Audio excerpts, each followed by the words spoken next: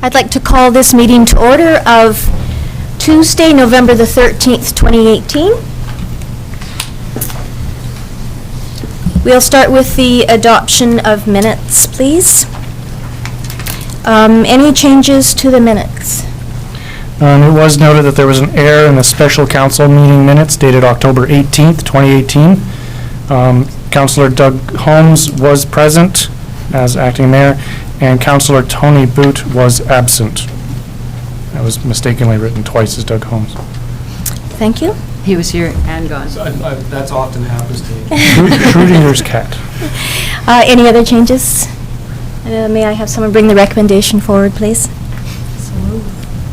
Okay, moved and seconded. All in favor? Thank you. On to 2.2, adoption of the public hearing report. Again, could I ask somebody to bring that resolution forward? Councillor Traynor? Councillor Holmes, all in favor? Thank you. The adoption of the agenda. Are there any changes to the agenda, Corporate Officer? Yes, we did note 3 suggested changes. One is item 12.3. The name of the item is incorrect. It is regarding a fees and charges bylaw and a policy. It has nothing to do with a rezoning. Item 12.4, grant resolution. That item is removed from this agenda as it will be coming forward at a future meeting. And item 14.2, which is the bylaw for the road closure. Mistakenly, when the agenda was first published, the bylaw was not attached. It is now attached. That is all. Could I have a member of council bring forward the resolution as amended? Seconded. Councillor Holmes, all in favor? Carried. Thank you.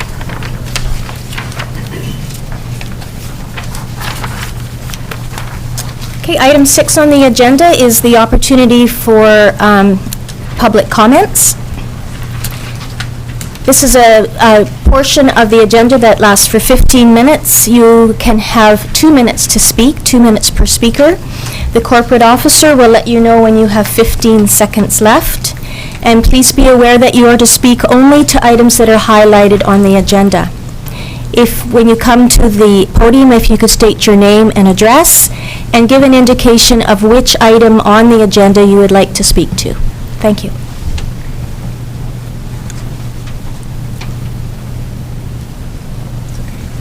Okay, nobody would like to come up. So I'll go on to item 7, which is my report.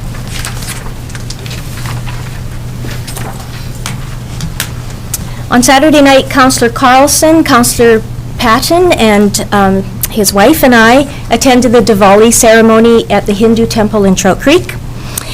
Light is an integral part of the Diwali celebration, representing the triumph of light over darkness and good over evil.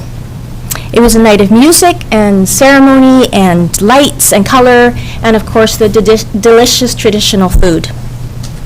I was honored to lay a wreath at the cenotaph on Remembrance Day on behalf of the District of Summerland, and it was wonderful to see so many people out at the cenotaph at the ceremony that day. I was told that this was the largest gathering at any Remembrance Day, perhaps because of the 100th day commemoration, or 100th year commemoration. And it was great to see that number of people remembering and honoring those that fought for the freedoms that we have today. And then again, as the sun was setting, I attended a 100 Bells of Peace ceremony that was held at the Catholic Church. This event included the bell being struck 100 times to mark the number of years since the end of the First World War. Then I joined over 150 people for a turkey dinner at the Legion.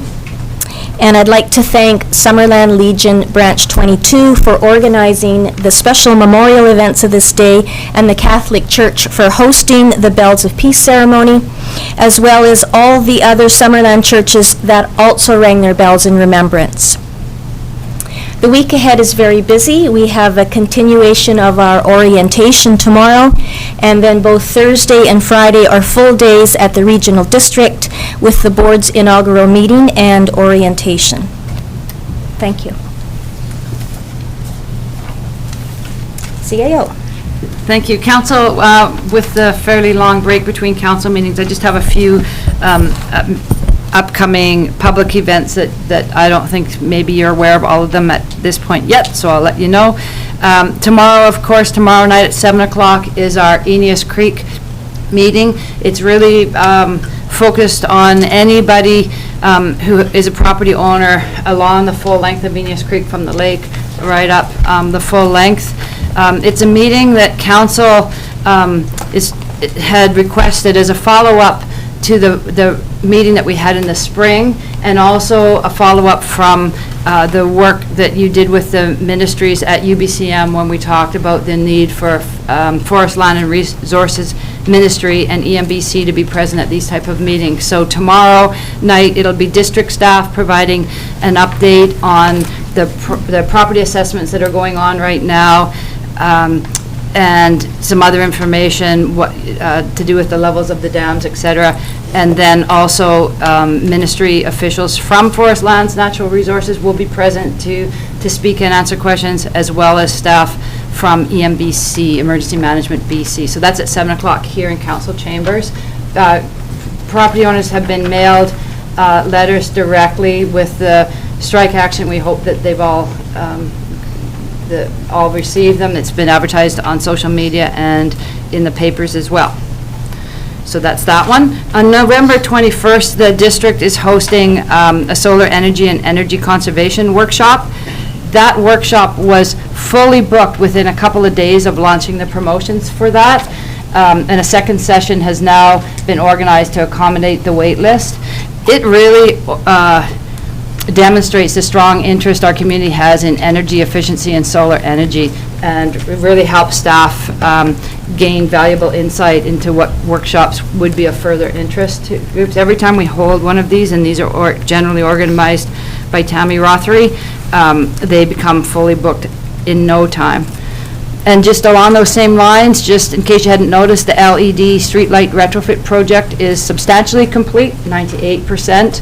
There are 21 Cobra head fixtures remaining to be converted to LED, and the materials, for whatever reasons, are on order for those locations. Residents that may approach you with concerns about any particular light are encouraged to contact staff, so that in some cases the angles can be changed a little bit, adding a shield or a dimmer if there was a problem. Overall, we've had very few, other than the first couple of calls that we've had very few concerns, and the feedback has been very positive. And then lastly, the solar array installation at the Arts and Cultural Center is now complete, and the bi-directional meter has been installed. So now we'll be able to collect data on the amount of energy produced. We'll be able to give real data to both other staff and to council to be able to really quantify how much savings it does make. And the installation on this building here is scheduled to start within a month. So we're ready to go on this one. And these are the ones, for anyone that doesn't recall, they were we did provide some funding, but the majority of it was provided through a grant. And that's my report for today. Thank you. On to 10.1, correspondence information items. Are there any items that any councillor would like to bring forward? Nope. Could I have someone bring the recommendation forward, please? Councillor Holmes, Councillor Carlson. All in favor? 10.2, committee and commission minutes. May I have a resolution brought forward by council, please? Councillor Holmes? Councillor Barkwell? Any discussion on the minutes? I'll call the question. All in favor? Carried. Moving along to 11, development services reports. Our CAO has indicated that all items under 11, development services, will go directly to the Director of Development Services. For the introduction, So if I could have you carry through with that, Corey, thank you. Thank you, Madam Mayor. I'm going to begin with the first one, and then I'm going to pass it over to David Patey. As you can see, we have all hands on deck this evening, considering how many applications are on the agenda, just so that we're able to answer any questions that you might have. So the first report that is before you is for a property, a 2.45 acre property located on the west side of Monroe Road. So I'm going to try to multitask here. This is this site plan. The official community plan designates this property rural residential, and it is currently zoned CR1 country residential zone. The proposal is to permit an increase in the permitted lot coverage for accessory buildings from 25% to 35.5%. This is a fairly minimal increase, and the proposal is coming forward because the applicant chooses to create a carriage house and a workshop. They want both to be single-level structures, so it does put us over the lot coverage by a small amount, but we're satisfied to bring forward a positive recommendation for you. That concludes my comments, Madam Mayor. Thank you. Has there been any additional correspondence received? Nothing has been received, no. Thank you. There is an opportunity for the public to comment on this development variance permit, beginning with the proponent, if the proponent would wish to come to the podium. No? Anybody else interested in commenting publicly on this DVP? All right. So, council, any questions that you'd like to direct through the CAO? Wow. Oh, Councillor Patton. Thank you, Madam Mayor. To the CAO, is the carriage house going to exceed 90 square meters, or is that as per the size defined in the BC Building Code? Madam Mayor, I believe that the 90 square meters is a fixed amount, so that is not the issue. It's just that there are additional accessory structures that create a larger coverage area. Thank you. Okay, may I have somebody bring this forward, the resolution forward? Councillor Traynor? I'll bring forward the motion to approve this as And- written. Thank you. And seconded? Okay. Any further discussion on this development variance permit? No? I will call the question. All those in favor? Opposed? Carried.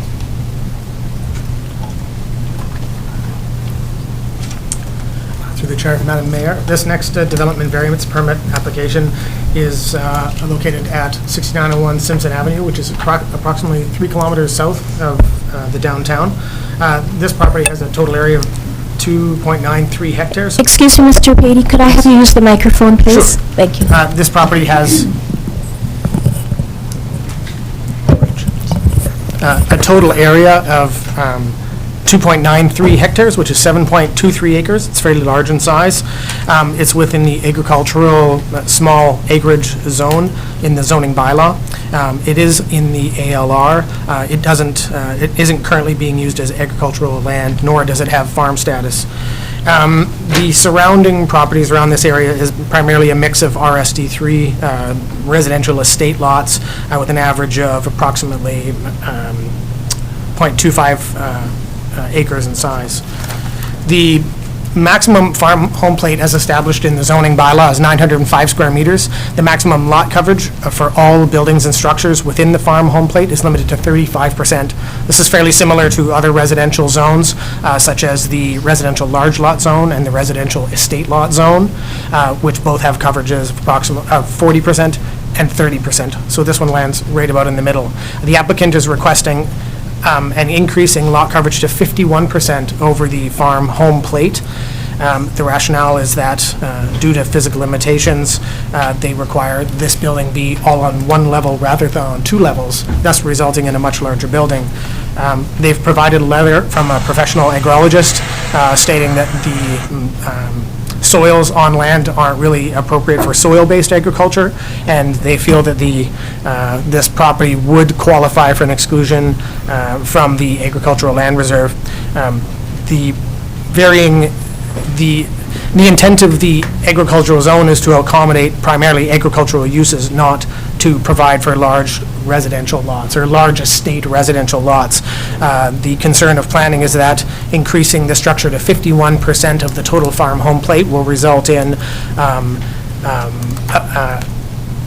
a building on site that at some point in the future without variance could achieve a second floor and result in a building with a maximum gross floor area of 910 square meters or up to 9,800 square feet without further variance.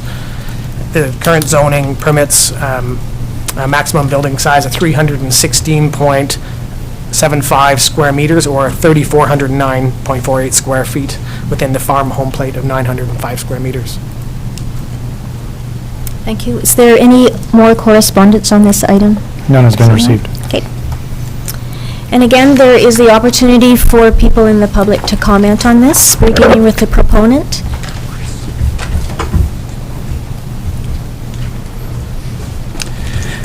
Thank you, Madam Mayor. My name is George Giannotti. I'm acting as the agent for the owners here tonight. I'd like to start with the classification of this property. If you haven't been by it, most of the property is not visible by Simpson Road. When you're driving by, it's based virtually on the east slope of this little ravine. The contours haven't been shown on here. The roadway that you see on here that's been carved through the rock to get to the top of this property where the house site's located is literally that. It's carved into the rock. The rest of the property is over 30% slope that runs down to the KBR on the east boundary and to the adjoining property on the north. There is very little arable land on the site. Even to get a septic system, excavator had to work on the site to try to find an area on the northeast corner of that just to get just a field area for a location of a standard 3-bedroom home. So that warrants the size or limits the size of the structure or the number of bedrooms that can be placed on the site. The fact that it hasn't been farmed in the past and could never obtain a classification for farm status is the fact that it is solid rock. Anything that is done on the site with relation to any building, a house or farm building or shop, workshop has to be literally blasted. And the costs, so the costs are quite imperative that, the size limits and stuff like that are looked after when in buying property like this. So all that has to be taken into account. The clients felt that in this case here, and the location of this, it basically gives a parcel that really they felt shouldn't have been zoned or included in the agricultural land reserve or used for farming. Therefore, that's one of the reasons they purchased this. The reason for the request for a variance is that the house that they would like to build or construct on here, it hasn't been designed yet, and the reason it hasn't been designed is that they don't want to go through the cost of designing something and paying for the thousands of dollars of expense to do that and then get turned down at this application stage. They're looking for a house of approximately 4,900 square feet, but that also includes the amenity areas that are required for accessibility when you're looking at wheelchair access. The house itself, the living portion of the house, is only 3,364 square feet. The garage, which is the size of a 3-bay garage, which is required for accessibility vehicles, and also for a minor workshop. And also, there's approximately 500 or 600 square feet of covered patio area for living outside of the home, and also for using as a barrier for being able to enjoy the outdoors without the harsh suns and rains. That's basically the area. We have to include all these amenity spaces as that is the footprint coverage of a structure as required by the bylaw.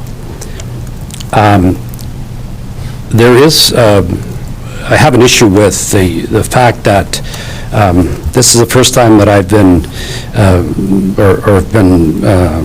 advised that, when you add another story or 3 stories or whatever to a home, that, you're increasing the size and impacting farmland, where in a sense you're not. In the past, development permits, variances, stacking a building is not taken away from the footprint or encroaching into the agricultural area of the capabilities of the land.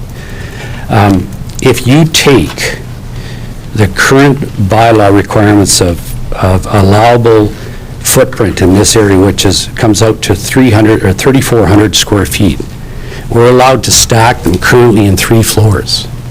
That allows for a total footprint of over 10,000 square feet, which is less than the 98 that's been quoted in the current report. In any zone, stacking is not included in the footprint in your calculations. It is included in some areas under the floor area ratio calculation, which is also limited, but in this case here, it's not considered.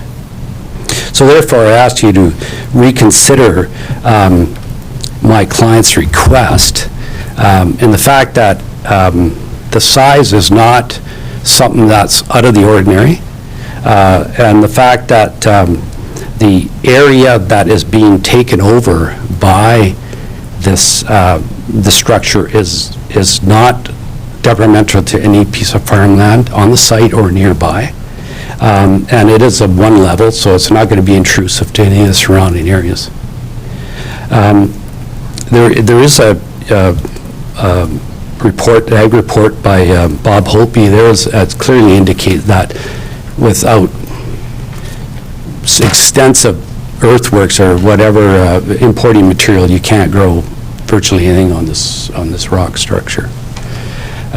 So therefore, I've asked again for consideration to look at this closely, and that if there has any questions from the council, I'm prepared to answer them. Thank you.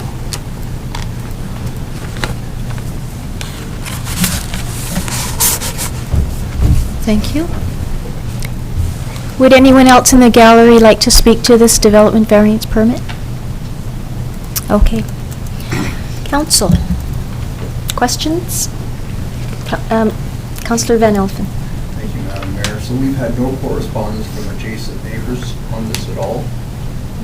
No. And the APC, have they had any comment on this?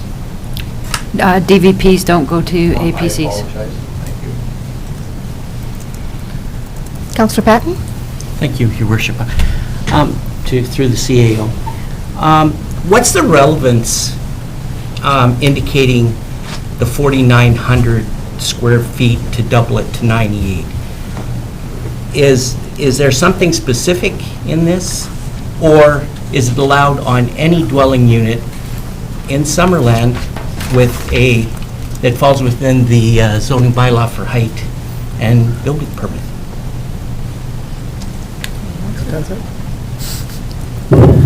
Thank you, if I may, through the mayor. The point of limiting the farm home plate to 35% is to limit the amount of land coverage so as not to have an impact to agriculture. And that is the point. And there certainly is an opportunity to apply for an exclusion for this property owner to apply to exclude the property from the ALR. until such time it falls under the regulations of zoning bylaw and the limitations and guidelines from the ALC. And so by limiting the lot coverage to 35%, we ensure that we limit the footprint of the building.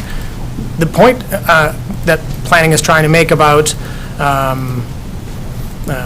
stacking, and of course, we allow 2- and 3-level buildings throughout the municipality in several different zones. However, we're just trying to make the point that if we increase lot coverage to 51% on this property, which is a fairly large area covering the farm home plate, at some point in the future, if anybody who purchases this home in the future would be able to build on top of it such that it would be doubled in GFA. Now, whether or not that has an impact in agricultural land, I guess at the moment is irrelevant. At the moment, it is in the ALR, and those are the sort of governing practices of the ALR and as contained in the zoning bylaw. Thank you. May I ask another question? Of course. Would the owners be able to enter into a 219 covenant in regards to not be able in the future to increase the size above 4,900? That is possible. May I have one more question? Thank you, Madam Mayor. Does this have to go through Agricultural Land Commission for their approval also, or does it stop here?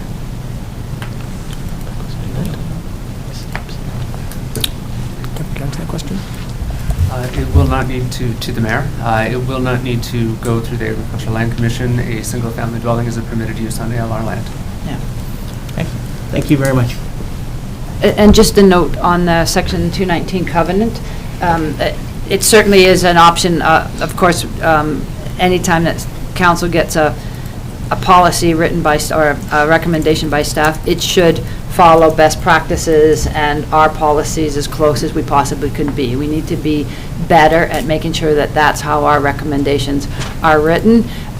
We need to be mindful that there's opportunities such as a 219 covenant that certainly is in the purview of council if they decide to do it. We have had some issues with covenants over the past while where they're very difficult to enforce, or in 5 years from now, the debate or the rationale on why they were allowed in the first place gets questioned, and then they end up getting taken off or whatever. So typically, again, we recommend thinking really seriously and trying to minimize the number of covenants that we're using, but there are some cases where they are just the right thing. Councillor Carlson? I have a question in regards to the septic system. It was raised that it would be large enough to only handle 3 bedrooms. Now, does that mean 3 bathrooms as well? Does that mean a certain number of people? And how is that enforced if, say, an addition was to be made and they just expand the septic field? Is that something that, does the septic field stay as it is, or can it change? To the mayor, septic systems are installed under the purview of a registered on-site wastewater practitioner. They do set the capacity of the fields per the number of bedrooms in a home. A registered on-site wastewater practitioner can recertify a field should the size of a dwelling increase the number of bedrooms in the future. Any other questions? Councillor Traynor? May I ask a question of the proponent again, or is that finished? Well, I think you should ask the question of Development Services. Okay. Because they should have had the conversation with the proponent. If they can't answer it and it's this thought that there could be missing information, then council could determine by resolution to have Okay. the proponent speak. Okay, through the CAO, I was just wondering where the number 51% came from again. Why that number, like why that large? Were they not able to keep it to 40? Was there a need to go bigger? Through the chair, that is the, or mayor, sorry, that is the request of the applicant. Okay.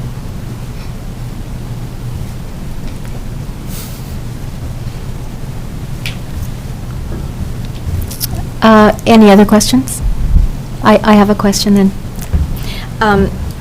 Through our CAO, The 35% of the farm home plate, that is something that is regulated by the Agricultural Land Commission And by the zoning bylaw. and by the zoning.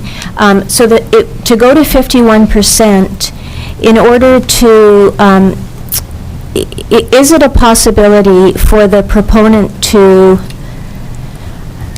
put through an application to the Agricultural Land Commission to get that part of it satisfied? Or does that not make sense if it doesn't meet our zoning requirements and we determine that we don't want to? That's the case? I'm seeing a nod. Yes, Madam Mayor. Okay, thank you. Oh, you have a question? No, You going to move a motion? yes, Great, thank you. I was going to do that, but okay. Whoever says it first. I would like to move the motion as written, substituting the word denied for accepted. Seconded by Councillor Van Elfen. Councillor Carlson. yes. So I have a problem with putting an estate lot or estate home on an agricultural lot. I believe if the proponent wanted to build an estate home on a piece of agricultural land, then they can attempt to get that piece of land out of the ALR. If it's not farmable, that would be a better first step. I also have an issue with the fact that a 3,400 square foot house would stay and only be a 3-bedroom house. That's 1,000 square feet per bedroom. It seems a little bit excessive, and I may have misinterpreted that, but that's what I've got written down here, and that's what I understand. So I have not visited the site. I don't know what the limitations are, but it is within my belief that beginning to build estate homes in Summerland simply because we don't think there's any value to that piece of land as agricultural land would be wrong, and so I will be voting against the motion. Councillor Barkwell. The reason I put it forward is to be accepted was that I think without even getting the official removal from the agricultural land reserve, that we can see that this is not really farmland. And I know if there was some doubt, then I would want to see a report from a professional on the matter. But in this case, it just doesn't seem so much like farmland, and I don't see it impacting any neighbors whatsoever. I can understand that they would like to have a nice, long, single-story view home, and it's a good spot for it. Councillor Holmes? I'm afraid I side with Councillor Carlson here. I think it's in the RLR, and they're more than welcome to apply for it to be excluded, and that's what other people have done, and that seems to be a better process to me. And if it is excluded, then there might be other opportunities for that land too that could arise. So it's I can't accept the motion as presented. Councillor Barkwell. Question for staff through the CAO. If it was zoned, the same zoning, agriculture A1, I assume, would the same farm plate restrictions apply even though it's not in the agricultural land reserve? If it was not in the ALR, then Question. The zoning bylaw is what applies regardless of whether it's in the agricultural land reserve or not. So the farm home plate is established by zoning. But the rationale might be different, and I think what staff is trying to put forward is that this is really, this is ALR jurisdiction, and so that it should be dealt with by the ALR if it's indeed not it shouldn't be the district making the determination. If there's any rationale by council that it's not farmable or it's not good farmland, that's not a discussion that, from a staff perspective, should be happening at a council table. That should be happening at the ALR, at the Land Commission, because that's their jurisdiction, and that the zoning should stay with the zoning. So it might be a very different question if it wasn't in the ALR and they were coming from a variance. It might be a very different, it certainly would be a different recommendation that was coming forward. staff's recommendation is based on, it's really ALR jurisdiction, not council jurisdiction. Councillor Barkwell. So my point was, it would still need a zoning variance, being that it is a zoning issue. We were told earlier that this is the end of it, and that the ALR, Agricultural Land Commission, would not be making a decision on exceeding the farm plate percentage. So is that correct? Yeah, what we're suggesting is, they don't need to make any more comment on this one if you allow it, but what we're suggesting is that their means would be to get it taken out of the ALR, that their first step should be going to the ALR. But, so as far as the farm plate is concerned, the Agricultural Land Commission has no regulations or restrictions? Madam Mayor, if I might clarify, when a property is located within the Agricultural Land Reserve, the Agricultural Land Commission pretty much requires us to designate that for agricultural purposes, and the zoning is therefore applied. If a property is excluded from the Agricultural Land Reserve, then the question is then asked, what is the appropriate land use designation for that property?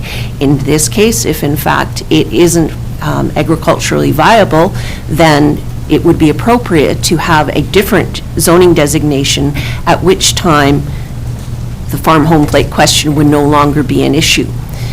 We're trying to protect the integrity of the concept of a farm home plate, which is quite difficult if you erode it with these types of approvals.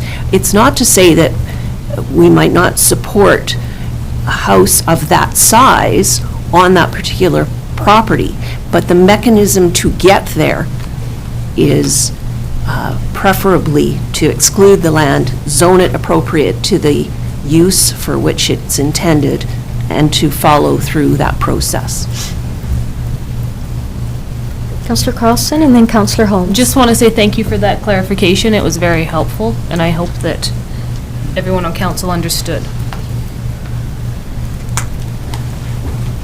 Yeah, just further, one of my comprehension is, it's not up to us to decide whether a piece of land is farmable or not. It's up to the LC to figure that out. And we may look at it and say, yeah, it's not farmable, so why not? But that's not our call, I don't think. That's the LC's call. So and basically, that's what we're being asked to decide. So. Are we ready to vote on this amended resolution then? And again, we're. It's not an amendment, there's only one resolution on the table. Oh, sorry, that's correct. So again, we're voting that this be accepted, be approved. All those in favor of approval? Be denied? Sorry? No, Richard Barkwell. Oh, sorry. Yeah, approved. Sorry, we'll start again. All in favor? And those against? So the approval is denied. It's not carried. Councillor Holmes. I'll introduce the motion for the same development variance permit to be denied. Seconded by? I would say you should do that. I'll second that. Seconded by Councillor Carlson. Any further discussion?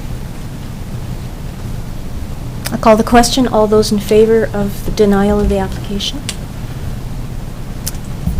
Opposed? Motion is carried.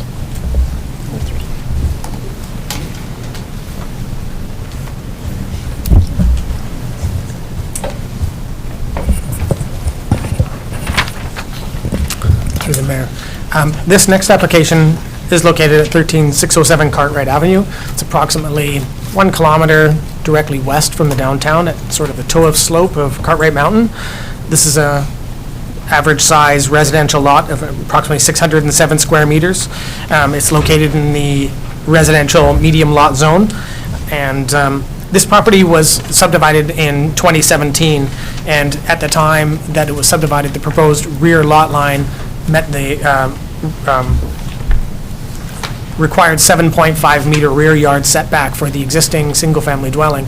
There is an existing deck, and the deck was existing at the time of subdivision, that encroaches into that rear yard setback by 2 meters. And now, decks are permitted to encroach into rear yard setbacks by 2 meters. The applicant is proposing to now enclose that deck so that it becomes an enclosed carport. The deck will remain open in the upper portion, but the lower portion is proposing to be enclosed, which will result in the rear yard setback being at 5.5 meters. So the proposed variance is from 7.5 meters, to 6 meters to accommodate the enclosure of the deck. Thank you. Do we have any more correspondence on this item? None has been received. Thank you. This is open for public comment as well. If the proponent would like to speak, you are welcome to come to the podium first. Okay. So any questions of the CAO? No questions? Could I ask someone to bring forward the recommendation, please? Councillor Holmes? I'll move that the development's variance permit be approved. Second. Councillor Patton? Any further discussion? Call the question. All those in favor? Opposed? Carried unanimously. Madam Mayor, this next application is in the Trout Creek neighborhood. It is has a fairly average lot size area of 833 square meters. The applicant is proposing to vary the front yard setback from 6 meters to 4.35 meters in order to accommodate a recently constructed foundation. The district issued a building permit for this property in July, and at the time of inspection for the foundation, it was discovered that the foundation had been built to 0.29 meters into the required front yard setback. The contractor was permitted to continue the work on the condition that they understood clearly that if the variance wasn't approved by council, that they would have to rectify the situation and remove the foundation and reconstruct in accordance with the front yard setback of 6 meters. Okay. Again, any correspondence, corporate officer? None for this item. Okay. If the proponent is in the gallery, that person is welcome to come up to the podium, as is anybody else that wants to comment on this development variance permit.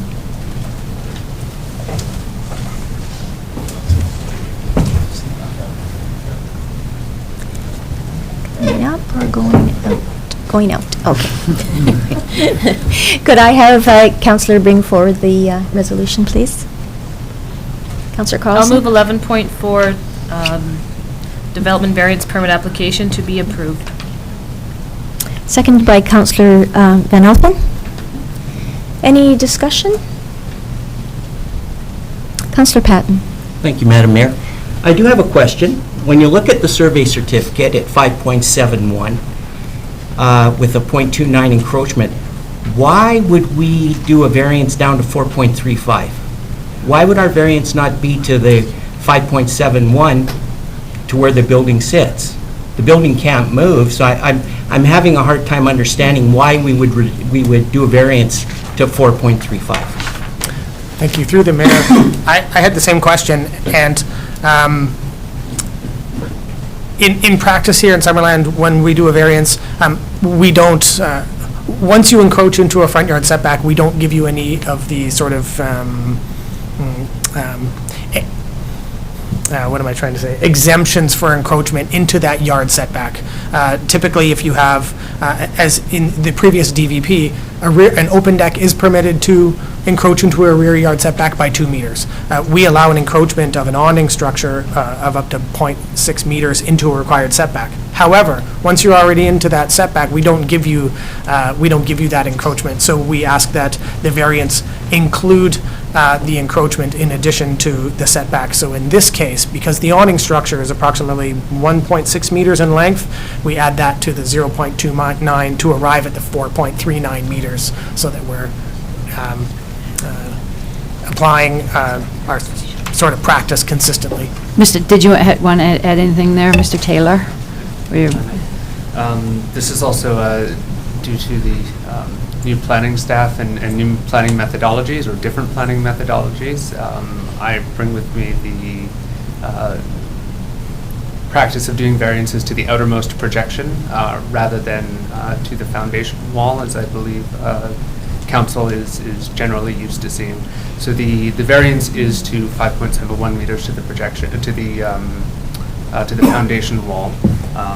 And I wrote the resolution as to 4.35 to include the outermost projection.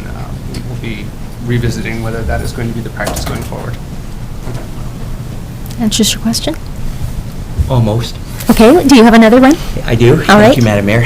So it's our outermost corner of the garage that we're in by less than a foot. So in that, if we were to take that corner right off, you would still be able to allow to have an overhang of 600. Am I correct? Because you'd be 600 into your setback, which is allowed by bylaw. If you were to take that corner off at 45, which would now, all of a sudden, we wouldn't even be sitting here because it would meet the requirement. So I understand the 4.35. I just think that it's a lot of latitude to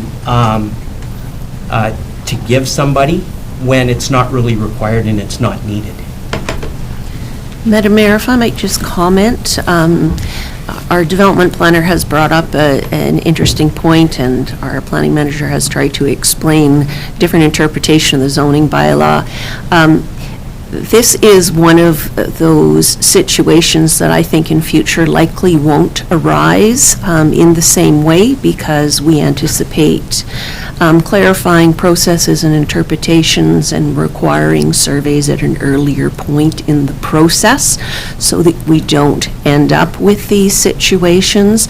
I think whether the variance is to the foundation and we allow a 0.6 meter projection into that setback, or whether we take the interpretation that we do that math ahead of time as part of the variance, doesn't change the structure or what you're approving in the same way. Yes, to the legal letter of the law, they could expand the building to there, but I think we're all well aware that that's not the intention. That's not the site plan that would be attached to the development permit document.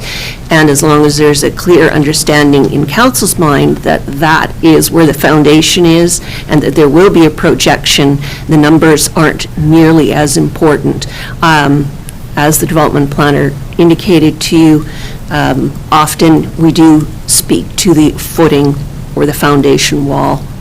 And as such, if you would prefer to put the 5.71 meters versus some other number, that would be acceptable as well. It's essentially just trying to legitimize the location of ill-surveyed foundation, which we all know happens every once in a while.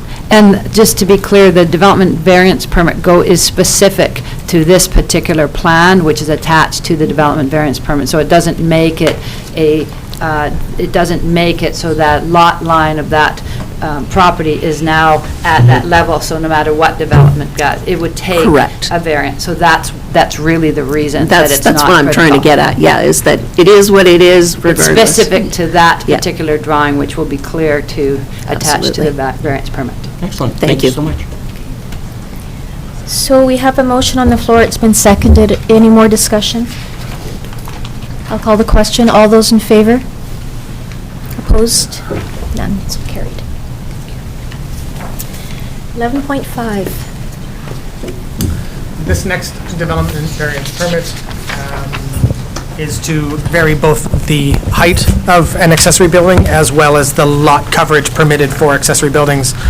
This property is to the inland side of the highway, to the east of Trout Creek, and to the south of Giant's Head. The property has has a lot area of 3,678 square meters, which allows it to have a 20% lot coverage. 25% of that lot coverage is specifically for accessory buildings. So accessory buildings, the maximum accessory building size is essentially 5% of the total lot, specifically for accessory buildings.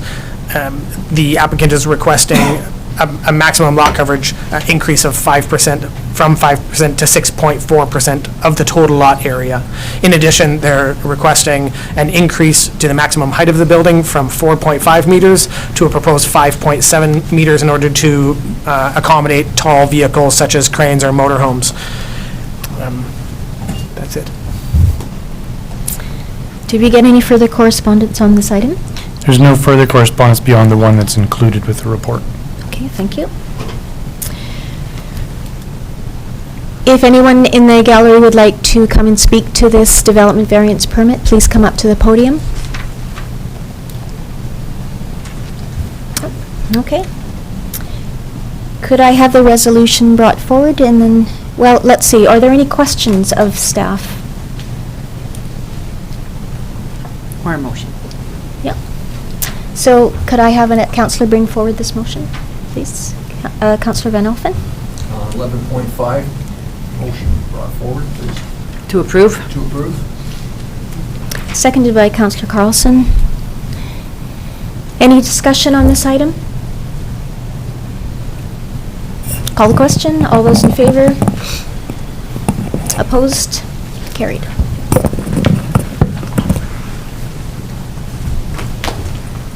All right, thank you, Madam Mayor. We're back to me now. So the next application before you is for a development permit at 21606 Bridgman Road to undertake works related to construction of retaining walls and parking areas. These will be used for part of the development of the winery use, and because the land is located within the high hazard development permit area, it is before you for consideration. Now, some of the work had commenced on site, and staff essentially asked the qualified professional to provide a report to stabilize the site until after the winter passes. But so you may see some activity that is intended just for that purpose at this time.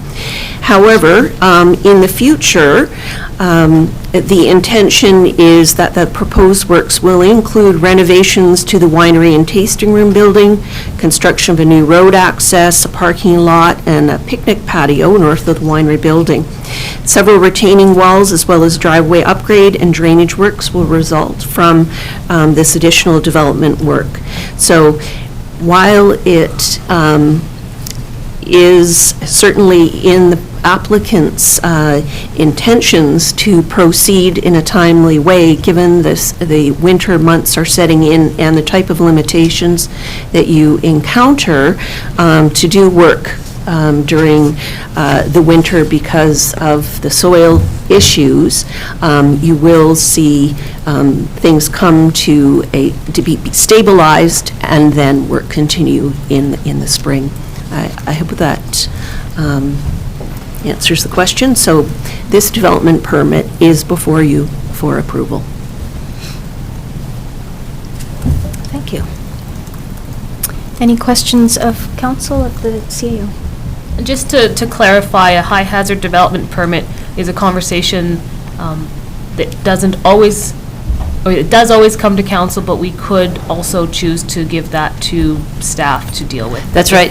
Development permits can be delegated, and in many cases are delegated like our fire development permits, because they're not subjective. If it's a rezoning and a development variance permits, council can have many reasons and rationale for accepting or declining, but with development permits, you should have a set of guidelines, and it's a matter of checking off those guidelines and if they conform. And that's the same as with environmentally sensitive and these high hazards, that it's not subjective as the other ones are.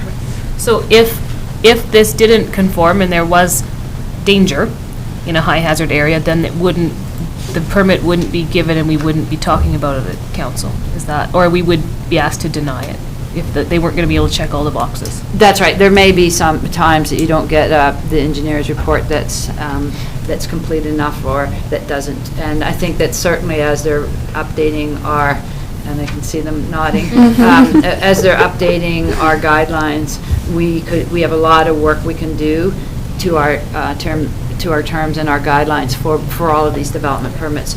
So there's greater transparency for those that are looking to have them done. Thank you.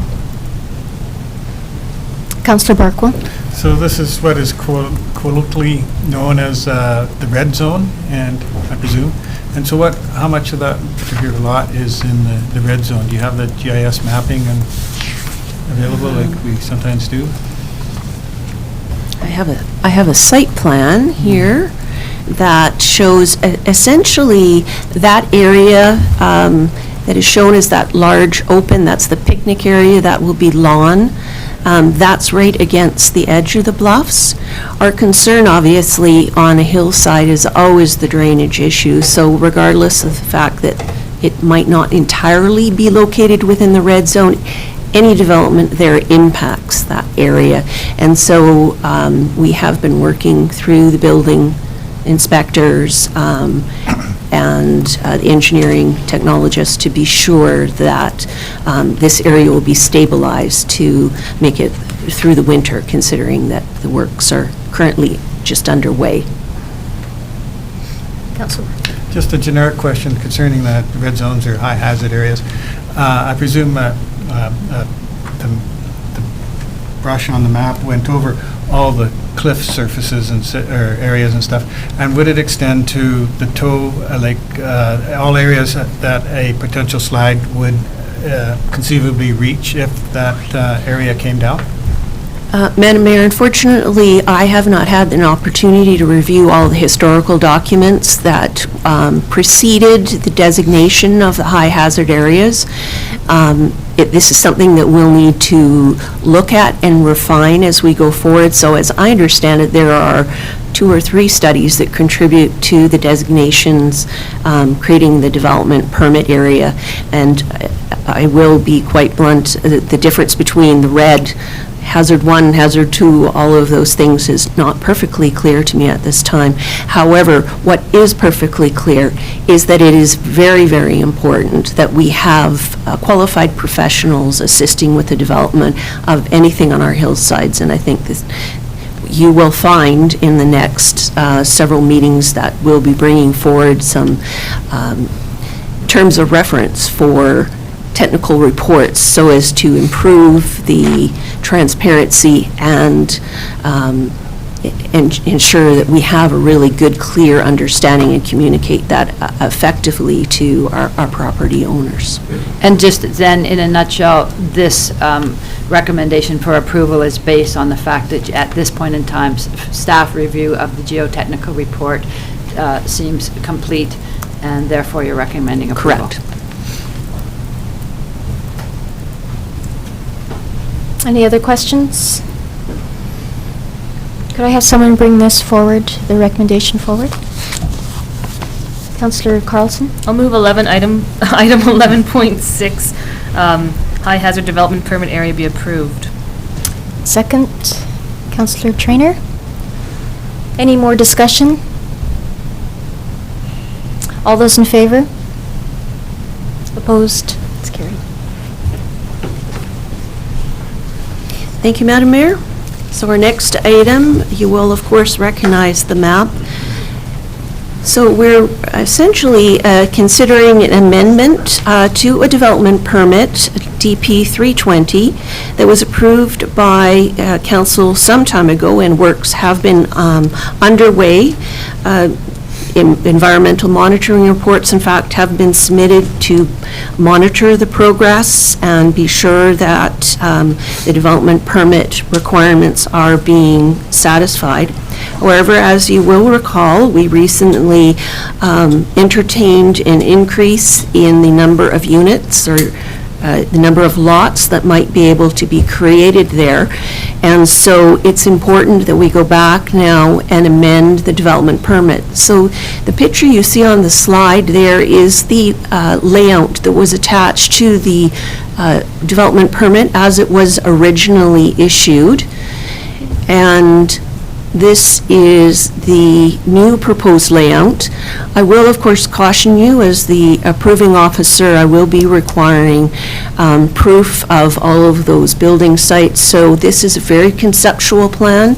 While it does provide the opportunity to go to the maximum allowed in the zone of 143 additional new lots for essentially a total of 146, all of that green area that was identified previously remains protected, and we will continue to work through the process of subdivision and considering all of those boundaries and being sure that we've accounted for things.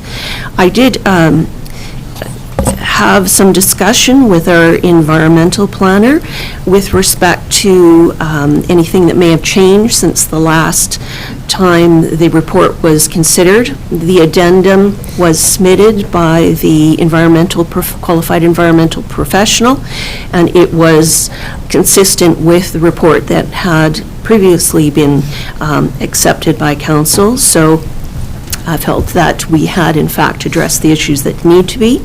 One of the things that came up in discussion was that the federal regulations for critical habitat protection have come into play since the development permit was originally considered. However, we have not amended our development permit area guidelines contained in our official community plans. So we're still dealing with that same set of guidelines, and the way that the system works is that we have to compare any application to our guidelines, and if it satisfies those guidelines, then we are in a position to approve it. So that is our situation here. So I guess that's our recommendation before you, is to approve this amended development permit, adding the addendum to the permit document itself. And just again, just to summarize, this wouldn't be required if it didn't change the lot. So as you noted, that there's, the green space is still there, but the development permit was specific to the original number of lots. Therefore, it's brought forward just to have that amendment on it. Councillor Carlson. I know the last thing you want is questions about more work, but how and when will that be updated so the environmental matches the federal guidelines in our OCP? Well, we have a really full crew now of development services personnel, so I'm anticipating it'll be, well, we're just working on prioritizing at this point in time. So at our orientation tomorrow, you might hear a little bit more about the timelines for those kind of things. Thank you. Councillor Holmes. So I'm a bit confused then about what the status is of the environmental planners recommended adjustments. Do they remain recommendations that can, that can or cannot be carried out, or are they recommendations now part of the development permit? So just in the initial development permit that came forward to council, the shared environmental planner had expressed some considerations, perhaps more than what were in that original development variance permit. But through looking at the history and looking at the reviewing, then it was council accepted the development permit and determined that it was sufficient based on the qualified professional that came through, so that the shared environmental planner didn't necessarily fully concur on a personal opinions. However, so those suggestions likely still remain, but the situation hasn't changed. Our recommendation is brought forward to still support the same decision that council made the first time, basically, is what we're saying. So just follow up that again, our hands are tied a bit, but it's obvious there's greater environmental impact. I mean, that's the one thing that comes out of the recommended additional adjustments here, and, but there's not much we can do about it. Right? Madam Mayor, if I might just clarify that it is for that very reason that I asked for an addendum to the original report to address the change in the number of lots. So it was very specifically addressed in that report addendum. So to So the account for qualified that. professional has supported the recommendation that's Correct. coming forward.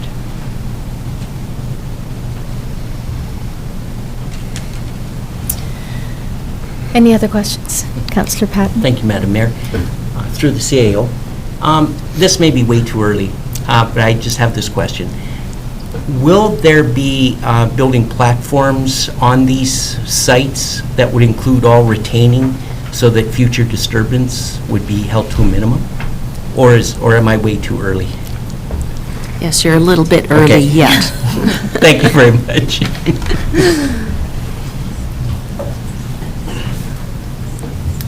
If there are no other questions, could I have someone bring the resolution forward, please? Councillor Patton, seconded. I will recommend, please. 11.7 is written. That's approval. All those in favor? Opposed? None. It's carried.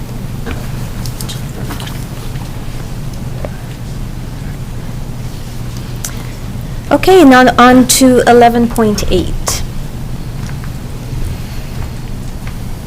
All right, Madam Mayor, usually the introductory report is simply on your agenda to alert you to the fact that we have received applications and that they are just starting through the process. So the applications have come into our office, files have been set up, and referral agency comments have been sent out. So at this time, there's not so much a need for discussion. Certainly, once we receive all the referral comments back and we bring forward a report for your consideration of readings of an amending bylaw, we'll have further discussion. But I think it's fairly straightforward at this time. We have the two applications before you, just to, as I say, get those on your radar so that you're aware that they exist in case you start to see things happening out there. Okay? Another way of saying that is just, these applications start to be referred to our various committees. Both of these would likely go next to the Advisory Planning Commission. Once we have community members that sit on our commissions and they're reviewing them, they may make a reference to an application, and if council's not aware that it's even here, then it's just to be brought forward to, so you're aware that it's moving forward. Councillor Traynor? In general, when these introductory reports are brought forward, what is the time frame that we expect to see them again? It would depend on the magnitude of them. If a very straightforward one could come forward, depending again on the timing of an APC meeting or an agricultural advisory meeting, depending what it needs to go to, depending on those meetings, or if it was already scheduled to be one. Some of the ones, it depends on the completeness of the application, if we need them to do some more work. A lot of these reports go back and forth with staff many times before they fine-tune it. So it could be as early as the next meeting or as late as 3 months down the road or something, so. Okay. But they were, once they're here, they're in the queue and they're moving along. Councillor Barquil and then was won- Councillor Carlson. Excuse me, I was wondering, Madam Mayor, is that the correct term, Madam Mayor? Madam Mayor, yes, thank you. If it's appropriate at this time to comment on any particular aspects of these coming applications. It would generally be not best practice to comment on the application, except if there was an application where council felt like it should, right from the start, take a different approach, and that would be in a rare exception to say, whoa, before we even send it to APC for their conversation, we want a big public meeting very first of all or something, but there's time for public meetings later on. It's just, there could be one or along the way at some point that you might want to, but generally, you wouldn't want to comment. It's just premature because it hasn't even been introduced to you, other than sort of the title and basic info. I will hold my comments. Okay. Counselor Carlson. It's kind of about the words. So there's two different proposals, and the first one is about commercial residential development on Lake Shore, and the second one goes on about request to rezone to high density that doesn't conform with the OCP. So my question is, does the first one, based on what has been received, does that conform to the OCP, or is there a bit more that, it's just one, it's a rezoning and not an OCP amendment for the first one, is that correct? Then it would mean that it would be already conforming to the OCP. So there's not an OCP amendment for That's the right. Lake Shore Drive, it fits within what's currently written? That's right. Thank you. Counselor Holmes. Yeah, I just have a few questions for clarification purposes. First, what is a resort condo? Is it like the waterfront resort where you purchase? Yes, very similar to that type of development, yes. So why wouldn't it fit into the current zoning? I don't understand. It does. Or the current OCP.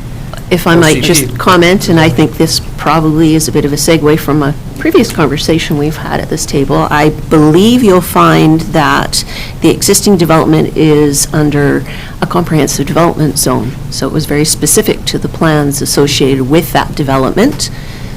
I would like to move away from those types of specific things so that we could in fact come forward and say the same zoning applies to this property next door, as does the original one.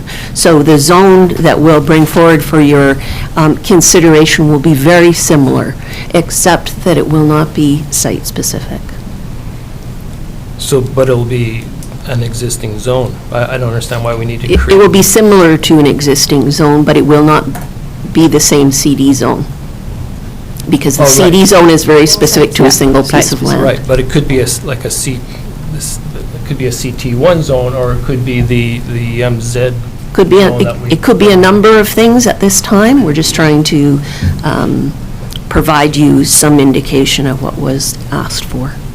So again, that's my point, where I'm saying, like, this is at the stage where the conversations have only started with the planning staff to look at the zoning, to look at the different things, and could come out with, that's why questions are really preliminary at this. It really is to say, we've got these applications. This is what we're working on at this point. Okay, could I ask another? Sure. Are these new property owners, or the same ones who last time, who gave us a proposal last time? Excuse me. Madam Mayor, I obviously wasn't here last time, but I believe it's a new It is property definitely new owner. owners. Okay. Counselor Trainer. Everyone's ready. I'll bring forward a motion to receive this. Seconded? Sorry, I have one more question. Well, you can Okay. second it first, and So then... it's seconded, thank you.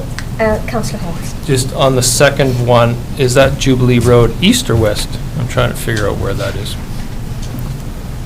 A fine Which question. Jubilee Road? West. West. So that's the one here. Past Mesters. Okay, it's been seconded. I'll call the question. All those in favor of receiving the report? Counselor Barkwell? You're voting? Great, thank you. I It's knew that was carried. going to be too late, so I'm going to try. Alrighty. Okay, on to 12.1, CAO.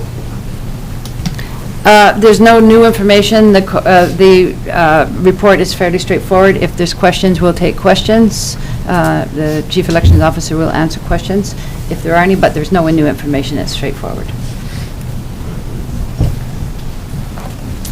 Oh, Counselor Carlson. I'll just move that Thank the you. report of election results for the 2018 general local election be received. Seconder, Counselor Van Elfen. All those in favor? Carried.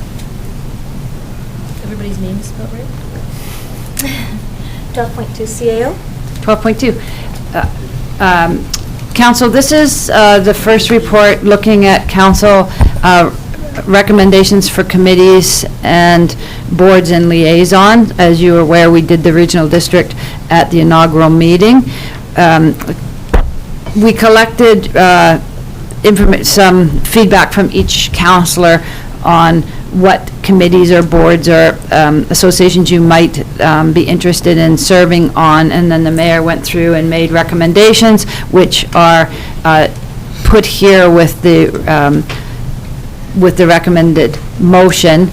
We should note a couple things. First of all, we don't, with the exception of the Okanagan Regional Library Trustee alternate position, which we'd like to get that one filled tonight, which is a blank here, so we'd like to have a volunteer for that one. The rest of, there's many of the other ones that need an alternate as well, but we want to get these ones out first of all, and then we'll send an email out, staff will send out an email asking which ones you're interested in sitting on. We'll bring a subsequent report forward at another meeting with the alternates for the various boards. So tonight, if we can focus on these particular appointments and the alternate for the library. And then one piece that maybe isn't explained in the report, the last one on the list is the Southern Interior Municipal Employers Association, SIMIA, and this is a board of a group of Okanagan Valley municipalities that, and it governs our staff's benefit plans, and it's a board that's very historical in nature from when they used to do group bargaining together with all the municipalities.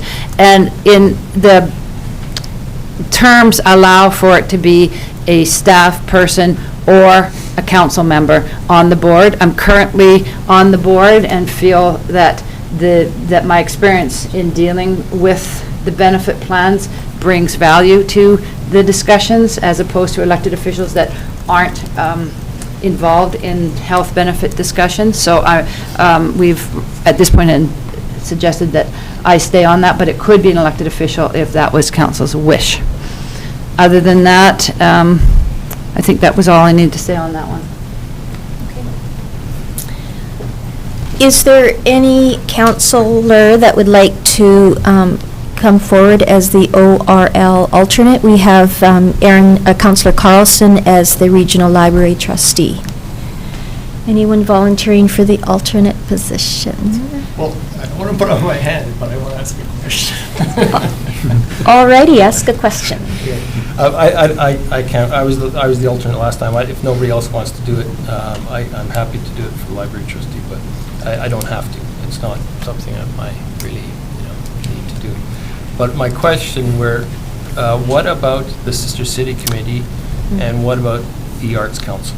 Right, so the Sister City Committee, I just had a conversation with the two of them today. We're meeting, it's been on the list for probably the last 8 months to have a conversation. They were a nonprofit they were a nonprofit society, and so they didn't really fit the terminology of a council committee, and we were discussing back and forth. Since over the last couple months, they've just dissolved being a nonprofit society, and they would like to be back as being a committee. So they're going to arrange a meeting for this coming week, and they recognize that they're not on here, and then it'll come back to council with recommendations for a liaison and the actual governing parameter. So it hasn't just been staff, they've also been internally looking at how they wanted to and then the other one, the Arts Council, the mayor and myself had some discussions on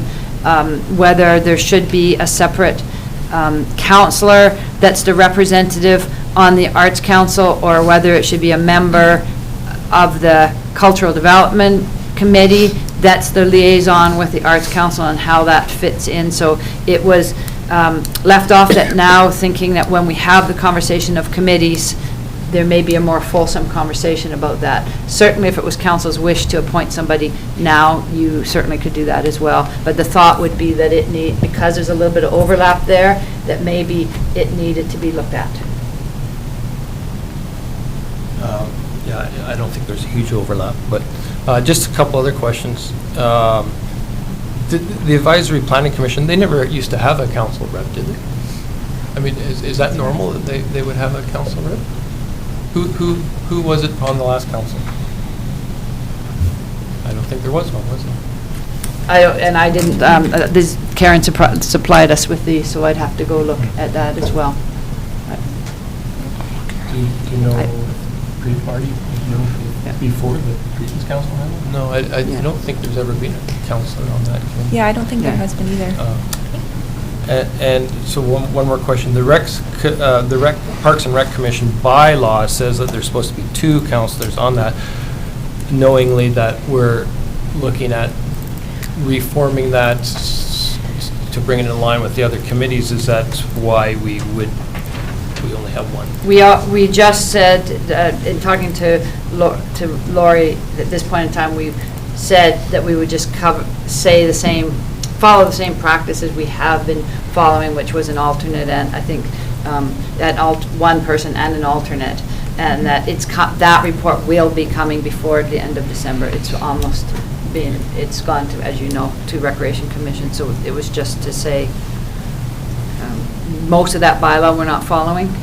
It also says that we should be chair, etc. Okay, so we don't have the Advisory Planning Commission appointment then. I'm not saying we shouldn't, I'm just wondering. No, I think it's, yeah. Come back to it maybe. Yeah, I think that one should come back next time, and. Yeah, I've got the terms of reference You do. here. It does explicitly state a member of council, employee, or officer of the municipality is not eligible to be a member. To be a member of the committee, but see there's something- because APC, it all comes to council. In the recommendations, the premise there is that it comes as a voting, and it's an independent body, but it doesn't, I'd have to review the term. I think you're better to defer it, and we'll bring it back. I just can't remember at this point. It says they can be a resource, they can visit as a resource capacity. So in the past, there's been staff, but they've only been a resource to the APC. That's right. Many municipalities like to have their APCs, and I don't remember if it's defined in the Local Government Act, but more of an independent body. Sometimes when there's a council member present at the meetings, there's some influence from council, and therefore, if you don't have a council member there and the staff members only playing the resource position, not guiding, then council's having the fulsome discussion once it comes to council, but it's strictly a committee that's made those recommendations. Yeah, and not only that, I mean, when we get the recommendation from the APC, it's either they recommend or they don't. We don't usually get the vote. And so if you have a counselor on that committee, that means they have information that other counselors don't have. You see what I mean? It's an open meeting though. Right, but yeah, they would have other information, but they're public meetings, so anybody can go and watch it if they wanted to. Okay, so we'll agree to defer the APC for now? I think that would be a wise Yes. move. Okay. So getting back to the ORL alternate, looks like Councillor Holmes, you're. It's a good one. I can't promise you're going to get a chance to go, but meetings in Kelowna. We all want to go to Kelowna. Thank you, Councillor Holmes. Right, sign up. Okay, so with the deferral of the APC and Councillor Holmes showing as the alternate to the ORL, could I have someone bring that resolution forward, please? Councillor Traynor? Yeah, I have a question as well. Are we All right. doing alternates now as well? No. No. No? Okay, just as is? Yeah. Okay, I'll bring it forward.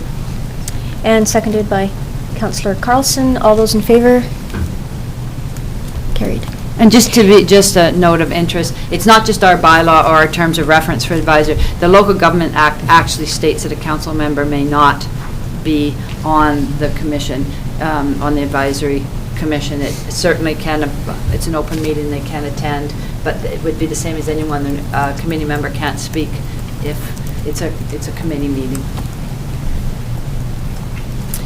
Okay, thank you for that. 12.3, fees and charges amendment retail store license cannabis to the CAO. Okay, so this is our next step in our retail non-medical cannabis. Again, the policy, I think, is straightforward. We don't have information, more information. We certainly have everybody that's been involved in drafting this here tonight, so we'll be able to answer anything if there's more questions. When we pass the rezoning bylaw to allow retail stores in the downtown area and the shopping center area, that was where council made the decision that Summerland would allow retail cannabis stores. We then said that we weren't going to put too many restrictions in the bylaw as far as number of stores or the proximity to different places, because it's coming by referral, and council has the ability to look at each and every one as they come forward. And with it being a new industry, there's going to be a lot of bylaw amendments required as this gets sorted out. And so we worked on putting a policy together to provide some guidelines. As you're aware, the legislation is requiring a municipality to do public consultation for everyone that puts in an application for a retail store. You need to do public consultation, which includes posting on, posting, et cetera. That's in the policy, what we're suggesting that we do. One of the things that council's going to face is with each one of them, you're going to have to be mindful that a general comment that they don't want cannabis stores in Summerland is probably not going to be taken too much into consideration, and we've tried to make some statements about that, because you've already made that decision with the zoning bylaw. It needs to be very specific to, is there something about this location in this this particular location that's problematic and that you want to comment on. So it's not going to be the same where if you get 200 letters all saying no, you really have to look closely at what the content of that is. Again, we've tried to include some guidelines as far as the proximity to the places where children frequent and the referrals to the agencies and things. It's difficult because it is we're going down new territory. We do have one referral that will be coming forward to council at the next council meeting, and it'll be the test on the conversation that comes along with this, as far as if we need more in the policy, more guidelines. It is only guidelines. It's 100% one-offs, basically. And then for the fees that we've recommended, we've had a number of conversations amongst staff and looking at what best practices would be, what the rationale for fees are, what's a business license fee for, because you don't want to be discriminatory as far as the purpose. If a business license is used for a particular purpose in Summerland, that needs to be the purpose for whatever business it is. And business licenses are a bit controversial these days on the rationale behind business license. So we've recommended an application fee, as you see in the report, which would be payable, and that's to pay for the work that we need to do for the consultation, for the different areas, getting it prepared to bring to council. That would be the application fee. The application fee that's paid to the province is $7,500. We're recommending, was it $1,500? $1,500 for our application fee, and then a $400 business license fee. Rather than, at first we were looking at potentially do a doing a really high business license fee, and then maybe the second and third years after that, because a business license fee shouldn't be used to look at increased enforcement perhaps of the industry. That's not necessary, the store isn't necessarily, we've already said we're allowing that particular store in our zone. So we feel that the application fee, and again, we have to look at that business license fee as we move along and see what the impact are, see what the province ends up doing with revenues from sales and taxations and what's coming back to the district. Mr. Taylor, in your research on fees and other locations, just give us a little snap. You found that they vary very widely between municipalities? Yes, they did seem to be arbitrary and set up by the value that each municipality put on the process. That's right. There doesn't, it was really difficult to find sort of that best practice. You have some extremes where the application fees are like $9,000 and then criteria on whether or not that's refundable and this part and that part, and we looked at the administrative part of that, and it's going to cost us the same if it gets approved or it's not approved, so we're recommending the $1,500 application fee that stays regardless, and that at this point in time, we look at the $400 business license fee. All of our fees and our business licenses need to be reviewed, basically. Councillor Holmes. Yeah, just on a question on the fees. So the research from the other comparisons from the other municipalities,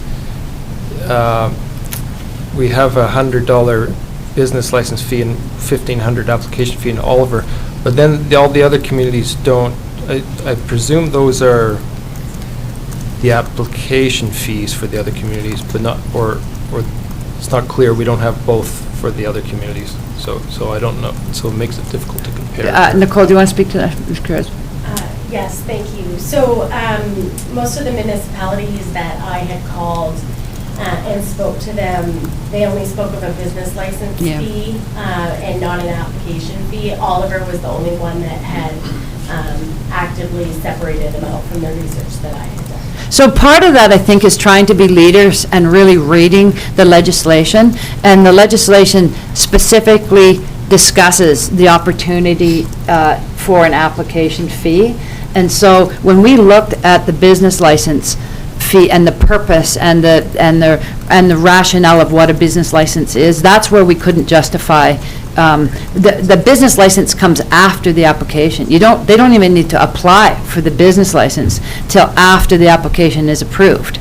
So if that's the case, then how could you say it was for the application fee, which has already been and that's where the cost is. The cost is in us doing the work of processing. So I think in a lot of cases, it's just, municipalities, to be fair, are scrambling in trying to do this. And it took quite a bit of discussing here too. In our first one, that's where it was business license. And then it's like, this isn't quite right because of that the timing of it. So the logical thing is we receive the application, we take the application fee, we process it. If they're successful, then they apply for the business license. And by then, it's just another application.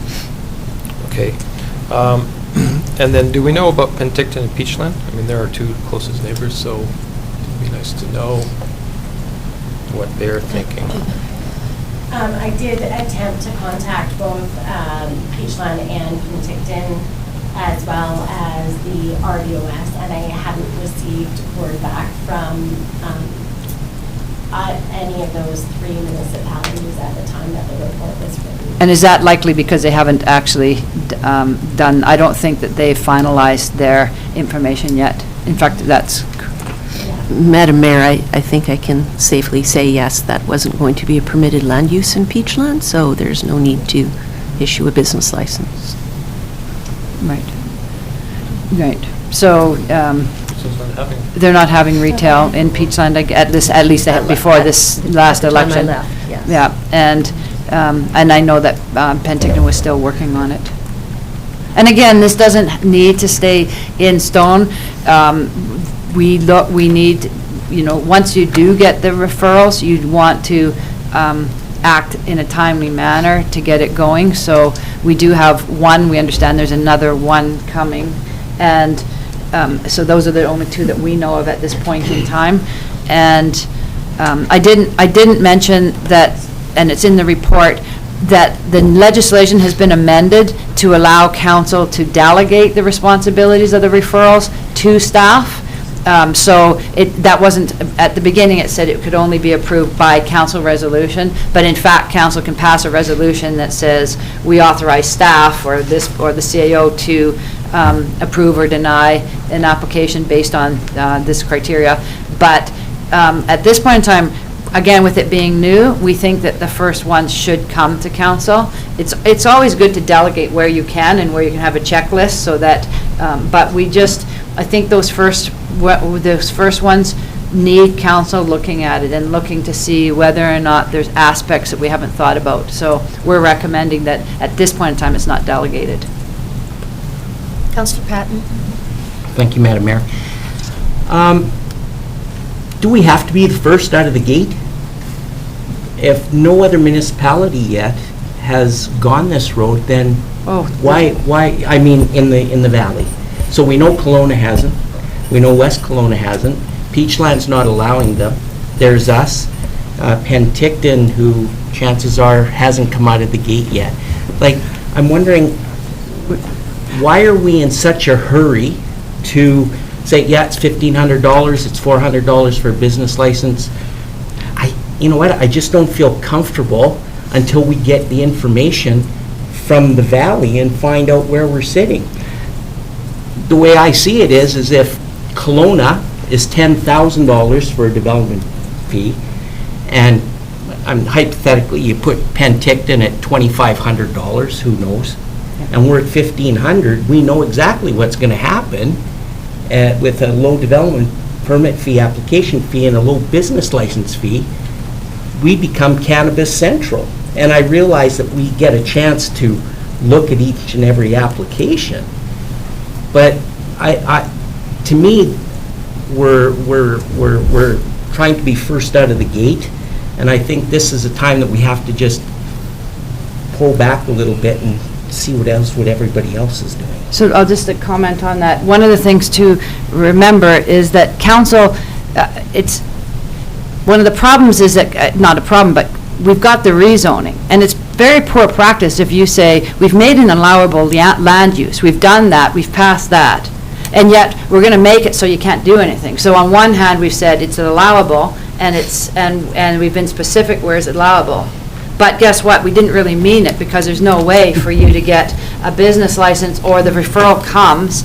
We did the land zoning, so people have done their fair applications. They've paid their $7,500 to the province, and now because of another municipality delaying, we're saying, but guess what? We're just going to pen this now for whatever. So I think it was a decision to do the zoning that prompted the fact that we need, because if we hadn't made that change to our business license, it would just fit, if we don't make a change, it just fits under, it doesn't say in the business license that cannabis is not allowed, so it'll just be a general retail store. So if we don't do anything now, it'll just stay as a general store.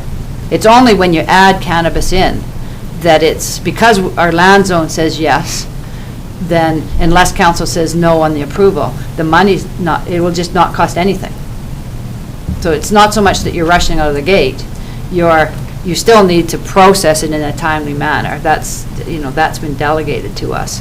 So we would be stuck with what we've got in place now, unless council puts something else in, like a huge amount of money. And I would say that it's true that maybe Penticton hasn't done it and Peachland, but I always like to say to all my staff, when I hear any of the staff saying to me, well, yes, I've done research, I've checked with Oliver and Penticton and West Kelowna, those are not, first of all, Kelowna works very differently than us and is not a good comparable. There's probably 80 communities in the province, if not more, that have established what their fees are going to be. So it's just because some of them close to us haven't, doesn't mean that we're being racing out of the gates. Madam Mayor, I agree with you, Linda. I think, though, that when we're dealing with the municipalities in the valley, I think maybe we're shortchanging ourselves. Maybe we run with the same sort of revenue income for the application fee at $2,500 or whatever, and we maintain the same as another municipality that's 14 kilometers away. I just have some reservations about the. And sorry, I've got one more comment before I should, and I don't want to keep jumping in, but another reason that we didn't do it attached to the business license that I should mention, the theory of business license, the same as the theory of building permits, is that the service should be able to be accountable for, you can't discriminate, you can't make revenues on a building, so you can't be saying, this is our chance to make a lot of money on a business license. On the application fee, maybe, but overall, in the Local Government Act, or the Community Charter, it's very clear that you have to have rationales to go with your fees, and that and it's usually not hard to come up with rationales, but if you don't use that rationale for anything else, it's difficult. So legal advice that municipalities have been getting is have the rationale. Don't be the place that's charging $15,000 because you think you can, unless you have rationale on why it's going to cost you that much compared to another business. Councillor Barkle, I think you had your hand up first. Thank you. Madam Mayor, I think that we're making a mountain out of a molehill here. It's, $1,500, $2,500. It's not really a big deal. It certainly isn't going to be a very relevant consideration for anybody who wants to open a cannabis store. Their application fee is the least of their concerns. I suggest we just make a decision, and if for some reason, in hindsight, it's not exactly the correct decision, we can change it later, but let's move forward here. I'd like to move a motion or three. Can I do all three at the same time? I'd like to move that retail non-medical cannabis policy 300.6 be adopted, and 2, that fees and charges amendment retail sales of non-medicinal cannabis bylaw 2018-031 be introduced and read a first and second time, and that the same fees and charges amendment bylaw be read a third time. And then I'll make a comment after I get a second. Seconder, Councillor Barkle. And I believe we had Councillor Traynor, you had a question or? It's a comment, I can make it after. Okay, Councillor Carlson. Just the comment would be that I think it's probably a good thing to get this moving, and perhaps we could be the first to have a legal cannabis store in the Okanagan, and I think that would actually be a good thing. So let's move forward. Councillor Traynor? We didn't put anywhere in our in this proposal to put a cap on the number of stores, right? No. Okay, and we did that purposely, and I'm okay with that, and I'm not worried about a whole bunch of cannabis stores opening here because we ultimately have final say in everyone that comes forward. That's correct? Like everyone that comes forward, we review and decide? Yes. Okay. And then secondly, our fees, if needed down the road, could also be amended if we decided that there was an issue with them? Absolutely. Okay, so I'm comfortable with those then.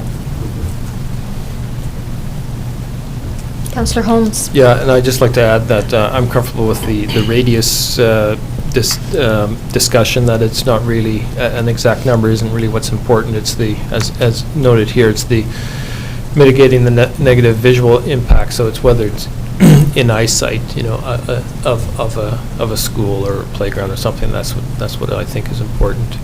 I just have a question for clarification. I thought we don't call it non-medical cannabis anymore. I thought there's no such thing as medical and non-medical. It's just all cannabis now. That's a very good observation, and if the province would make up their minds in their legislation, we would be consistent, because we have many people on staff now that love attention to detail, and it's driving us crazy. We write a report, and then one of us says, but you're using that, and then we go back to the recent circular, so we're trying to keep up with them, and they're flip-flopping, so that word could change, and it would be considered housekeeping if we needed to reinsert non-medical, recreational, however it comes out with them. Just count. Yeah.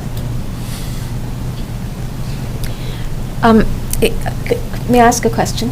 You're the mayor.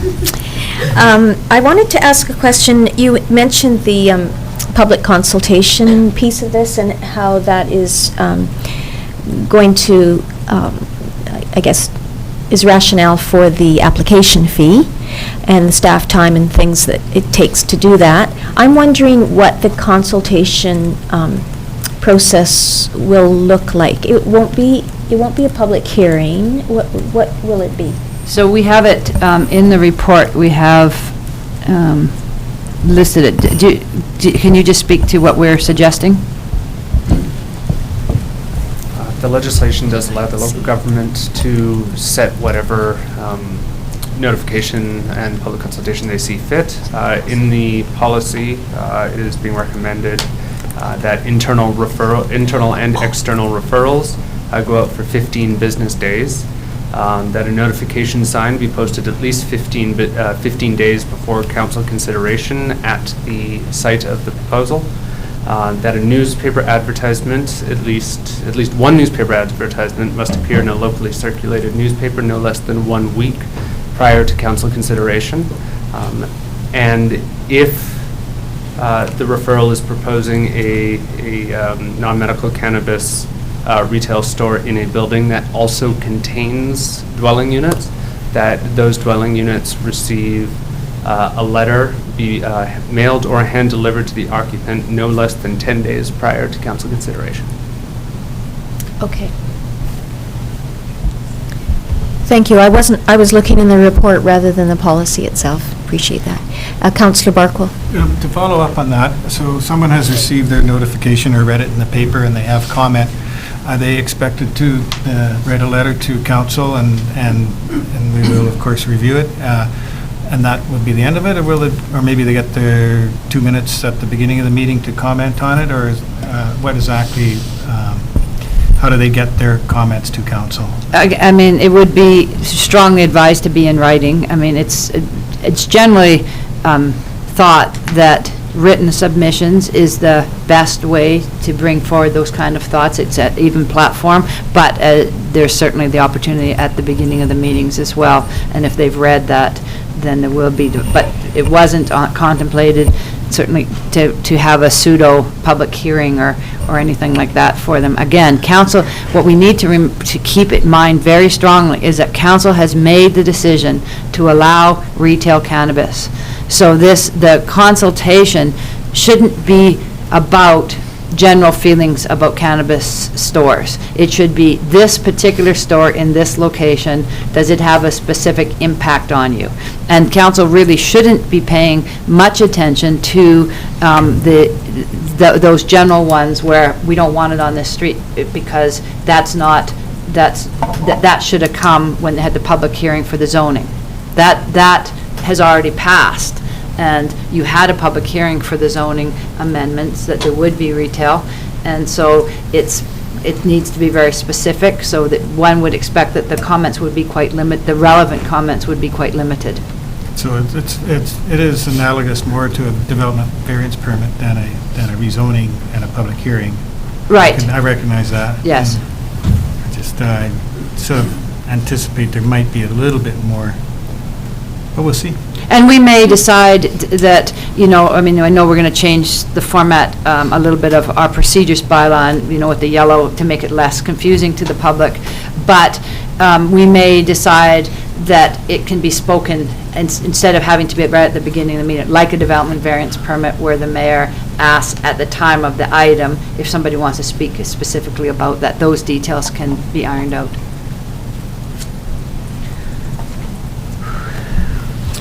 Any other questions? I have one more question. Once it says in the public consultation that once we get the referral, then it gets sent to various agencies. Sorry, I forgot what my question was. So there's one referral that you know of, and another one probably on its way. I'm wondering if the district has received that referral already? Yes. Okay, so after, oh no, because this is reading a third time. So after adoption at the next meeting, that's when the public consultation will start in as far as putting the referrals out there? No, we would likely put because the referrals are to do with we have to look at the timing. If it was possible, we might start the referral process now, because we have had the referral. So we may start the application, we may start the actual posting of the sign and the timing, but it wouldn't be finished until the freeze adopts, because the policy is a policy, it's not a bylaw. Right. So it would be in effect immediately. The policy part of it. Okay, okay, thank you. Any other questions? Okay, I will call the question. All those in favor? Any opposed? Councillor Patton opposed? Carried. Thank you.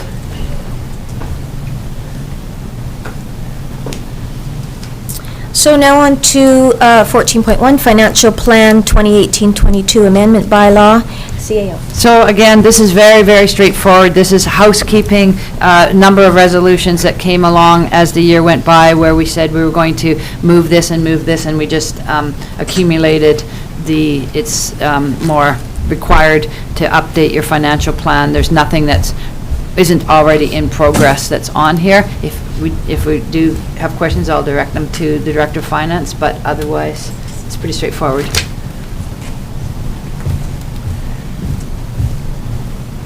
I don't see any hands raised. Could I have someone bring the resolution forward, please? Councillor Holmes? I'll bring 14.1 forward as presented.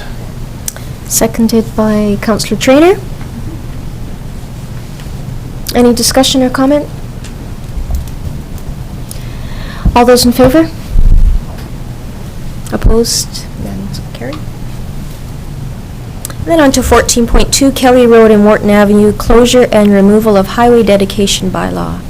And again, this is just following up our sales. This is part of the sales agreement for that particular lot, and it's a piece that needed to be done. Mr. Deniger, did there anything you needed to add to the report? It's pretty straightforward. It's pretty straightforward in the report. Any questions, council? May I have someone bring the resolution forward, please? Councillor Patton? I suggest 14.2 as written for Kelly Road and Wharton Avenue closure For second and third time? for second and third time. Thank you. Seconded? Councillor Carlson? All those in favor? Opposed? None. Carried. So item 15 is councillor reports. We will start with Councillor Van Elfen, please. Thank you, Madam Mayor. Not a lot to report. It's just, it was a wonderful day Sunday at the Remembrance Day ceremony. As you noted earlier, that was the largest crowd I've ever seen there, and the weather wasn't too bad. The other thing I'd just like to comment on, the people that are responsible for the Remembrance Day banners in town, that they are remarkable, and they're wonderful to see, and it keeps growing year after year, so thank you. Thank you. Councillor Carlson? I also attended Remembrance Day, and it was a beautiful morning. It was warmer on the walk there than the walk home, though. That's true. I wasn't expecting that. And the evening before, I had attended the Diwali celebration down at the temple. I have a good good friend from school. Her family is quite involved, so it's always fun to go down and celebrate with them. And I feel like there's a whole bunch of stuff coming up, but that's okay. It hasn't happened yet. No committees yet. Oh, you had a Climate Action Committee There was a Climate meeting Action last Committee week. meeting last week, and lots of discussion about the event that's coming up next week on November 21st, energy efficiency in the house, and there's going to be lots of guest presentations and model and doing all this hands-on, and it's going to be quite something. I think people are really looking forward to that. It's a good committee, and I'm glad that we are continuing to move it forward at this point. Councillor Holmes? No, I don't really have anything to report. Just did what everybody else did on Sunday, and there was a Cultural Development Committee meeting last week, which I attended, and I'd just like to say, Madam Mayor, that I'm really pleased that you're going to be the representative on that committee. I think you're going to find it a great committee, and I think it sends a really strong message to the cultural community and to the Summerland, having you as the liaison on that committee, and to say how important culture is for this community. So thank you. Thank you, Councillor Holmes. Councillor Traynor. I attended the Remembrance Day ceremony on Sunday, and yesterday I went up Giant's Head, which I do all the time, and it's very icy now. And there was a ton of people going up and down, and it's really nice to see the progress, the trail work going on up there, but just be careful of the icy road. Councillor Patton. Thank you, Madam Mayor. Friday night, Julie and I attended at the Art Council. They had the Friday night concert with the, and I don't know who the three ladies were. They were fantastic. It was Judy and the Diamonds. Judy and the Diamonds. They were fantastic. It was great. And then Saturday night, of course, with yourself and Councillor Carlson at the Valley, and then the Remembrance Day on Sunday. So it was a busy weekend, but it was a lot of fun. Thank you. Councillor Barkwell. Nothing that hasn't already been spoken about. Okay, thank you. Item 16, public and media question period. I don't see anyone here from the media, public, and the whole three of you. Great, so adjournment. Would someone like to bring forward that? Thank you. Seconded by Councillor Patton. All those in favor of adjournment? It's fine. So we're done.